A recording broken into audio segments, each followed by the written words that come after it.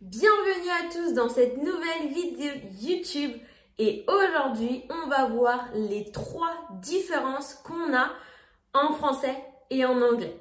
Et oui, comme vous le savez, l'anglais et le français ce sont 2 langues totalement différentes. Donc, surtout, il ne faut pas traduire une phrase mot à mot en français en anglais parce que vous pouvez faire beaucoup d'erreurs comme ça.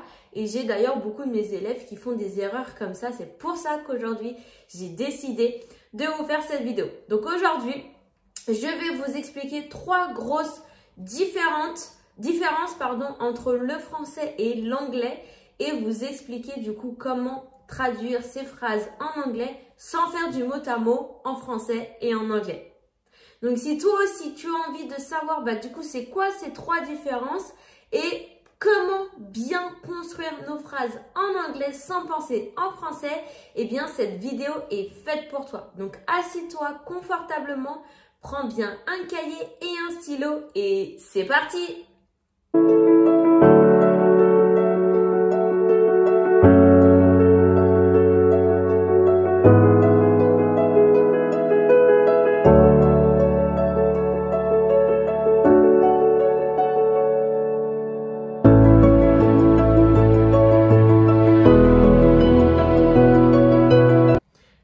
La première différence, c'est le verbe avoir qu'on va modifier par le verbe be. Okay? Donc là, on a déjà vu quand on parle de l'âge, on utilise le verbe avoir en français et en anglais, on va utiliser le verbe be. Vous inquiétez pas, je ne vais pas vous reparler de cette règle je vous l'ai déjà expliqué plein de fois. Mais il faut savoir qu'il y a 3 autres façons forme de phrase où on va devoir utiliser le verbe be en anglais alors qu'en français on utilise le verbe avoir. La première c'est quand on parle de la nourriture. Donc pour dire j'ai faim ou alors j'ai soif, en français j'utilise le verbe avoir et en anglais je vais utiliser le verbe be. Donc je ne vais pas dire I have hungry, je vais dire I am hungry. Et pareil, je ne vais pas dire I have thirsty, mais je vais dire I am thirsty. Donc ça, c'est déjà la première. Donc rappelez-vous, à chaque fois que vous voulez dire j'ai faim ou alors j'ai soif, rappelez-vous de bien utiliser le verbe be. Ensuite, la numéro 2, c'est quand on parle de la température. Donc cette fois-ci, quand on va vouloir dire j'ai froid ou alors j'ai chaud. Pareil, en français, on va utiliser le verbe avoir, j'ai froid. Mais en anglais, on va utiliser le verbe be. Donc pareil, on ne va pas dire I have cold, mais on va dire I am cold. On ne va pas dire I have hot, mais on va dire I am hot. Là, je vous donne des exemples avec le sujet je, mais vous pouvez faire la même chose avec tous les sujets. Par exemple, si je veux dire elle a froid, she is cold. Et pas she has cold. Pareil, nous avons chaud, we are hot et pas we have hot. Ok? Donc pareil, rappelez-vous quand vous voulez parler de la température, donc dire si vous avez chaud ou froid, on utilise le verbe be. Et le troisième, du coup, c'est quand on veut dire qu'on a peur. En français, on va dire j'ai peur. Donc pareil, j'utilise le verbe avoir. Mais en anglais, on va utiliser le verbe be. Donc je ne vais pas dire I have afraid, I have scared. Non, on va dire I am afraid, I am scared. Donc à ton tour, dis-moi en commentaire de quoi tu as peur. Est-ce que tu as froid, chaud? Est-ce que tu as faim ou est-ce que tu as soif? Et comme ça, je te corrigerai. Maintenant, le deuxième, c'est quand on va vouloir dire la phrase « prendre son petit déjeuner ». En français, on va utiliser le verbe « prendre ». Donc, c'est l'action de prendre son petit déjeuner. En anglais, on ne va pas utiliser le verbe « take ». Si jamais je fais du mot à mot, que je traduis mot à mot « je prends mon petit déjeuner », ça va me donner I take my breakfast. Mais cette phrase est incorrecte. Ça ne se dit pas en anglais. En anglais, on ne va pas utiliser le verbe take, mais on va utiliser le verbe have Ou alors, on peut aussi utiliser le verbe eat. Donc, I have breakfast.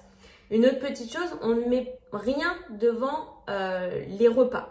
Breakfast, lunch, dinner, on ne met pas d'article, on ne met pas de pronom. Donc, I have breakfast ou alors I eat breakfast. Mais I take my breakfast, c'est incorrect. I have my breakfast, pareil, c'est incorrect parce qu'on ne met pas de pronom. Ok?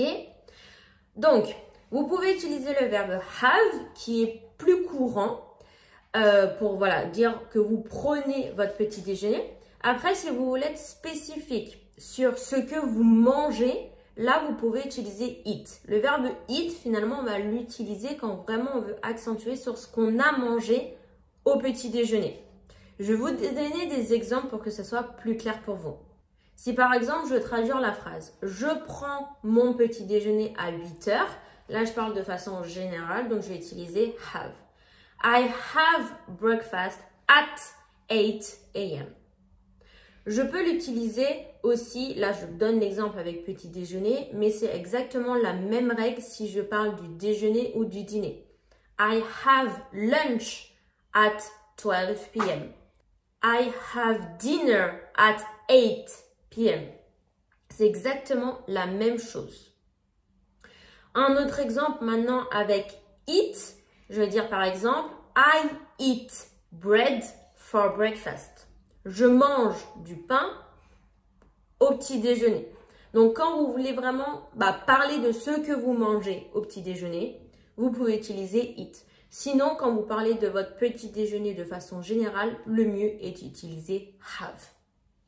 À ton tour, donc dis-moi à quelle heure tu prends ton petit déjeuner, ton déjeuner et ton dîner et qu'est-ce que tu manges dans ton petit déjeuner, généralement dans ton déjeuner et dans ton dîner. Dis-moi tout ça en commentaire et je te corrige. Et la dernière différence, c'est le verbe avoir besoin. En français, on a le verbe avoir et ensuite le mot besoin qui vont toujours ensemble. J'ai besoin, tu as besoin, nous avons besoin. À chaque fois, on doit conjuguer le verbe avoir et ensuite besoin reste tel quel. En anglais, on va pas dire have, need parce que need est déjà un verbe. Donc, on va pas utiliser have. Si je dis par exemple, j'ai besoin d'acheter une voiture. Généralement, beaucoup de fois, de personnes qui me disent I have need to buy a car. Mais ça, c'est incorrect. Là, vous faites du mot à mot. Ok?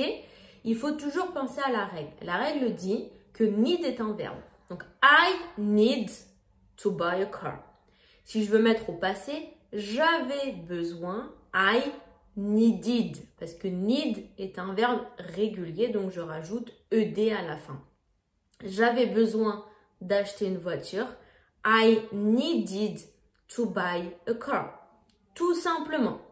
Donc, en français, le verbe c'est avoir besoin. En anglais, c'est uniquement need et je ne rajoute pas le verbe avoir. Je ne rajoute pas have. Même si en français, j'utilise avoir, j'ai besoin, j'avais besoin, nous avons besoin. En français, I need, I needed, we need, we needed. Il n'y a pas de verbe have. Donc, par exemple, si je dis j'ai besoin de vacances, I need vacation. Si je dis maintenant au passé, j'avais besoin de me reposer, I needed to rest. Ok, donc à chaque fois, là, dans les deux phrases, je n'utilise pas le verbe avoir, que ce soit au présent ou au passé. En anglais, j'utilise pas have. Et voilà du coup pour la troisième différence. Il y en a énormément, mais je ne vais pas tous vous faire dans une vidéo YouTube parce que ça va être un petit peu long. Mais si toi aussi tu veux en savoir plus en anglais, que tu veux arrêter qu'on te prenne pour un débutant et tu veux enfin te réconcilier et parler anglais couramment, n'hésite pas à m'envoyer un petit mail pour que je puisse te donner toutes les informations sur ma formation en ligne qui est maintenant éligible au CPF. Donc, si tu as un compte CPF que tu veux utiliser pour te former en anglais, eh bien, tu peux.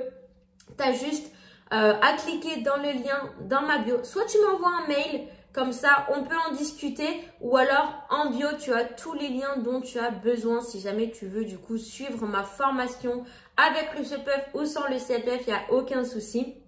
Je vais du coup dans cette formation t'apprendre tout ce que tu as besoin de savoir pour parler anglais couramment. Et voilà, si jamais tu as aimé la vidéo, n'hésite pas à laisser un petit like, ça me ferait énormément plaisir. Et n'hésite pas également à t'abonner si ce n'est pas déjà fait pour recevoir du coup une petite cloche dès que ma prochaine vidéo YouTube sortira. En attendant, je te laisse du coup tenter des petites phrases en commentaire pour utiliser tout ce qu'on a appris aujourd'hui. Et on se dit à la prochaine pour la prochaine vidéo YouTube. Goodbye!